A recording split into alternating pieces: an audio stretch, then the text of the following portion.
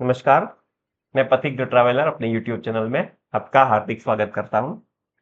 आज जिस विषय पे बात करेंगे वो है कि grooming tips for mails and females for interviews.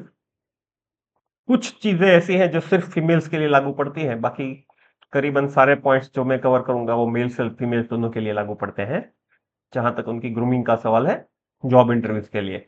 दूसरा भी एक यहाँ पर क्लैरिफिकेशन है कि बाय एंड लार्ज यहाँ पर जो कंटेंट है वो उन कैंडिडेट्स के लिए ज़्यादा एप्लीकेबल है जो किसी बैंकिंग जॉब के लिए या आईटी जॉब के लिए या शायद मैनेजरियल जॉब के लिए, मतलब जो एमबीए एमसीए या बीआईटी जैसी डिग्रीज लेकर इंटरव्यूज के लिए जा रहे हैं। और ये जनरली उन लोगों को लागू नहीं पड़ेगा जो एयर होस्टेस या एक्टर या ऐसी कोई जॉब के लिए अप्लाई कर रहे हैं या कोई होटेलियर के लिए जॉब के लिए अप्लाई कर रहे हैं।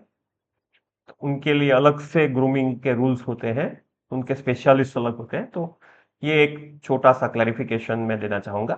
हम अपनी बात शुरू करें उससे पहले तो चलिए शुरू करते हैं।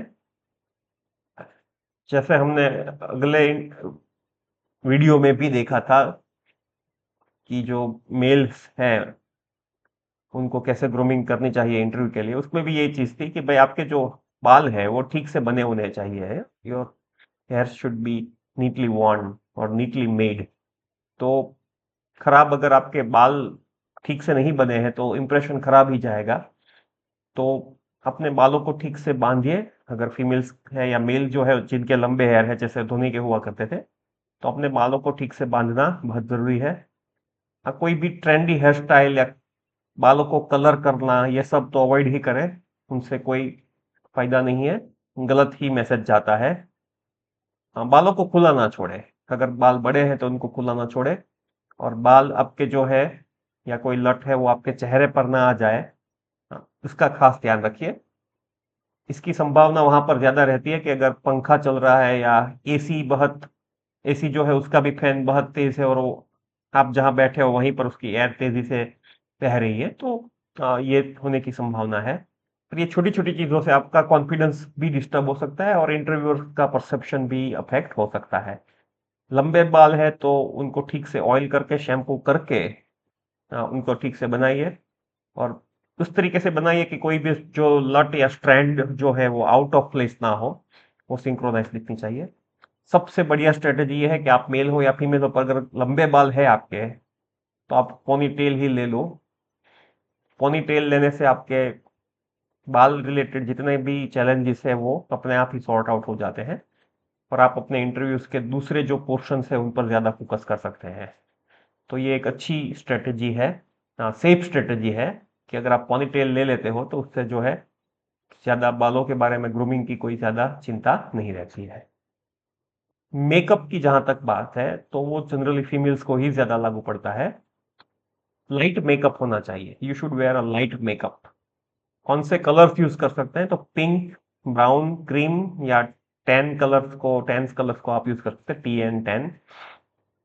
ये कलर्स जनरली जो आपका प्रोफेशनल अटायर है इंटरव्यूज के लिए उसके साथ अच्छा उनका एक तरीके से सिंक्रोनाइजेशन हो जाता है। तो ये कलर्स के मेकअप को आपको लगाना चाहिए। You should basically wear the makeups of this colours, once again pinks, browns, creams and tans. दूसरा जो टिप है वो मेल फीमेल दोनों को लागू पड़ता है कि अपने चेहरे पे मॉइस्चराइजर क्रीम को लगाना शुरू कीजिए कुछ दिन पहले, ताकि आ, चेहरे में अगर कोई मॉइस्चराइजर की वजह से कोई स्किन रिलेटेड इश्यूज हो रहे हैं, रेड पैचेस वगैरह, तो वो कवर हो जाए। वैसे ही इसकी ज्यादा चिंता करने की जरूरत नहीं है, पर जनरली वैसे भी मॉइस्चराइजर क्रीम लगाना एक अच्छी हैबिट है, हेल्थ के लिए भी अच्छी। और हाँ, इससे जो है आपका अगर ये इस टाइप का कोई इश्यू है तो जनरली उसका टेक केयर हो सकता है। फीमेल्स के लिए ज्यादा जरूरी है कि आपकी आई लिड्स और अंडर आई है दोनों को मॉइस्चराइजर लगाइए। उनका अगर डिस्कलरेशन बहुत हुआ है, मेल्स में भी वैसे ये लागू पड़ता ही है कि अगर डिस्कलरेशन आपके आई लिड का या अंडर आई का बहुत ज्यादा है तो उससे आप बहुत थके हुए हो या उस टाइप का, या हेल्दी नहीं हो उस टाइप का एक परसेप्शन इंटरव्यूअर के दिमाग में क्रिएट हो सकता है। हाँ, जहां तक लिपस्टिक की बात है, अ, बहुत ज्यादा डार्क कलर्स का यूज बिल्कुल नहीं करना चाहिए, जैसे कि रेड जैसी लिपस्टिक को इंटरव्यू में तो बिल्कुल अप्लाई ना करें आप। इन शॉर्ट, अगर आप शादी में जा रहे हो तो जिस टाइप की लिपस्टिक लगाते हैं उस टाइप की लिपस्टिक ना लगाए, न्यूट्रल कलर का यूज करें। और नेल पॉलिश के कलर में भी यही लॉजिक लागू होता है कि भाई आप डार्क कलर या रेड कलर, डार्क रेड जैसे कलर की नेल पॉलिश ना लगाए, आप जो है न्यूट्रल कलर की, लाइट कलर की नेल पॉलिश लगाए। अगर आपके नाखून बहुत बड़े हैं ना, तो उसमें पियर्सिंग ना करें। वैसे इंडिया में ये फैशन मैंने मैंने नहीं देखा, पर मेरा फैशन का नॉलेज भी क्वेश्चनेबल ही है। तो अगर पियर्सिंग आपने लंबे नाखून रखे हैं और किया है, तो वो इंटरव्यू में एक प्रोफेशनल इंटरव्यू अगर बैंकिंग वगैरह सेक्टर का या इंफॉर्मेशन टेक्नोलॉजी सेक्टर का है, तो उसमें ये अच्छा नहीं दिखेगा, तो वो नहीं होना चाहिए। आपके जो नेल्स है उसको क्लीन रखिए और प्रॉपरली ट्रिम्ड रखिए। नाखून को जो हमको बचपन में सिखाया जाता था कि ठीक से काटिए, और अगर लंबे हैं तो उनका ट्रिमिंग ठीक से होना चाहिए, और क्लीन तो होने ही चाहिए। हाँ, वो तो कोई सवाल ही नहीं है। अगर आप मेकअप कर रहे हो तो उसका जो फाउंडेशन है वो थिक ना रखें। कोई भी फाउंडेशन पाउडर या कोई भी हो, पर वो लाइट रखे। उसका जो फाउंडेशन है वो लाइट रखने से फायदा क्या होगा कि अगर पर्सपिरेशन होता है, तो अगर थिक फाउंडेशन होगा तो उससे फाउंडेशन बिगड़ सकता है, रेड कलर के पैचेस दिख सकते हैं।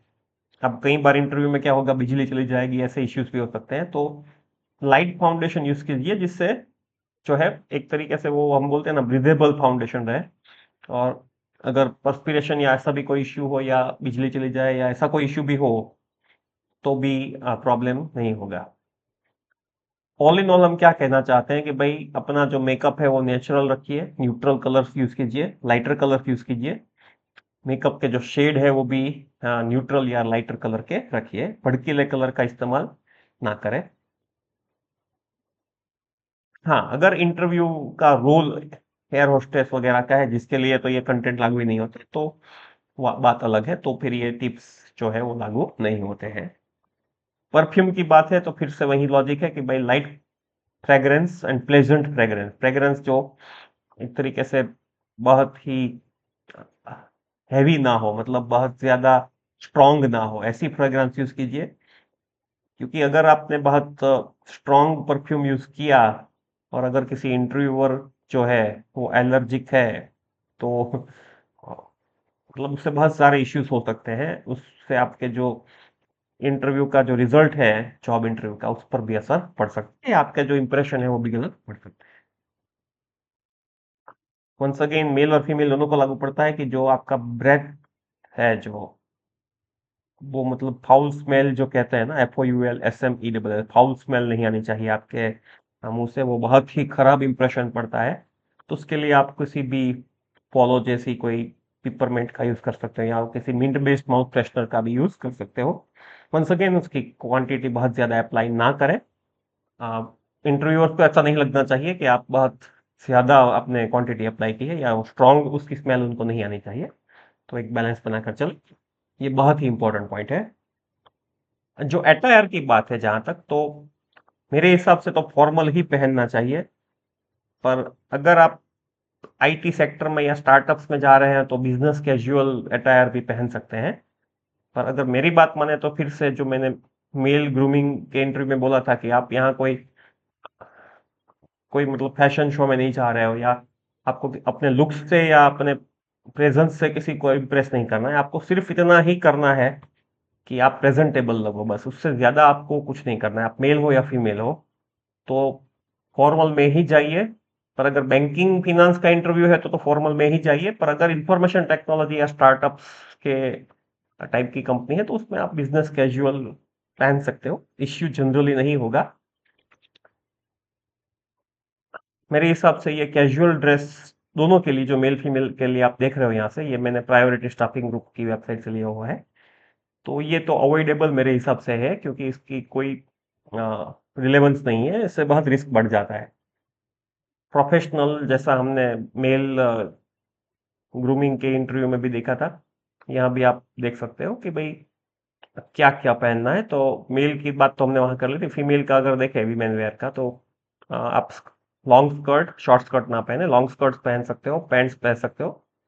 लेंथ, अगर आपका ड्रेस है तो नी लेंथ का ड्रेस होना चाहिए। और दूसरा जो आप देख रहे थे, ब्लाउज और button of shirt in neutral colour, वो जो कलर है उनका वो न्यूट्रल होना चाहिए।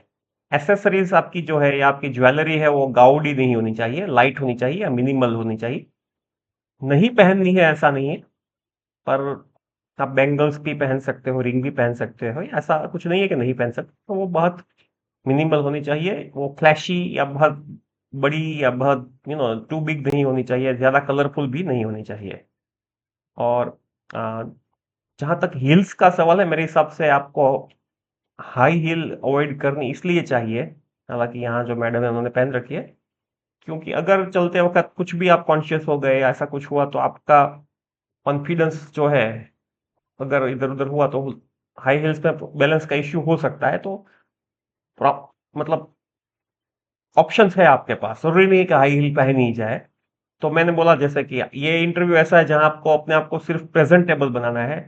तो अगर आप हाई हील नहीं पहनते हो तो उससे कोई नुकसान नहीं है। So it's all about playing safe. तो ये मेरा खुद का मंतव्य है, this is my own opinion. अगर आप हाई हील में कंफर्टेबल है तो उसमें कोई ज्यादा समस्या नहीं है। पर वो पेंसिल हिल तो नहीं होनी चाहिए, फाइन। हाई हिल का भी मतलब यहाँ पर पेंसिल हिल वाली जो हाई हिल है वो तो नहीं ही आप तो पहने, नॉट रिक्वायर्ड, फाइन। जहां तक कपड़ों की बात है, अटायर की बात है, तो ट्रेडिशनल इंडियन अटायर भी पहना जा सकता है। अगर आप कल्चर कॉन्शियस दिखना चाहते हैं, या ठीक है, मतलब ऐसा जरूरी नहीं कि कल्चर कॉन्शियस ही नहीं दिखना चाहते, पर आप अगर इंडियन ट्रेडिशनल अटायर पहनना चाहते हैं तो आप साड़ी पहन सकते हैं, ऐसा कोई इश्यू नहीं है। ओके, यहाँ पर जैसे लिखा है कि सॉलिड पेस्टल कलर्स की कॉटन साड़ी आप पहन सकते हैं, या ट्रेडिशनल इंडियन सूट भी आप पहन सकते हैं। अ, ऐसा कोई जरूरी नहीं है कि इंडियन ड्रेस पहनना मना है।